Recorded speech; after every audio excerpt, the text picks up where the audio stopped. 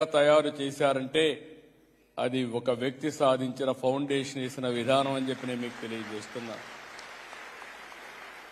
ఒక నీతి నిజాయితీ. ఓసారి అనిపిస్తుంది, నిన్నే గవర్నర్ అయ్యాడు అశోక్ గజపతిరాజు గారు. ఆయన ఫైనాన్స్ మినిస్టర్గా ఉండేవాడు.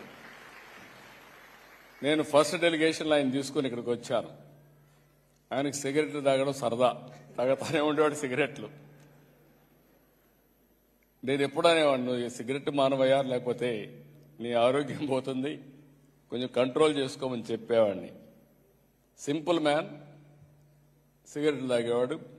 సింగపూర్కి వచ్చాడు, సిగరెట్ తాగడం మానేశాడు.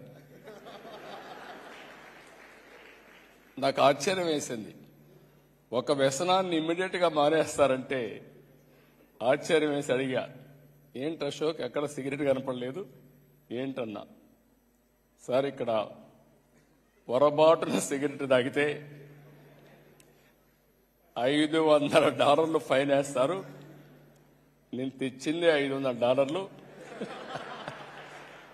ఇప్పుడు $500 పోతే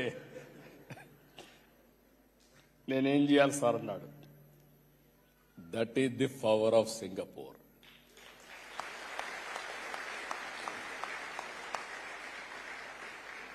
చాలా మంది దేశాల గురించి మాట్లాడుతూ ఉంటారు, ఎక్కడా డబ్బులు తీసుకోరని. నేను 4-5 సార్లు ట్రై చేశాను, తీసుకోరా నిజానా అని. డ్రైవర్ని అడిగాను, టిప్పు తీసుకోవాను. సార్ తీసుకోమన్నాడు. ఏంటన్నా, అలవాటు లేదు సార్, ఇక్కడ తీసుకుంటే కరెక్ట్ కాదు, మీరు తీసుకోమన్నాడు. నేను అడిగాను, ఏంటా ఎవరు డబ్బులు తీసుకోరా అన్నాను. నాకు తెలిసి తీసుకోరు సార్, తీసుకుంటే మళ్ళా వాళ్ళు కనపడరని చెప్పి అన్నాడు.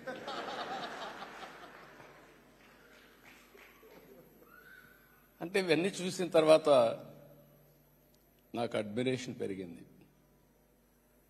నేను ఇక్కడికి వచ్చేవాడిని, లీ కువాన్ యూ గారిని కలిసేవాడిని.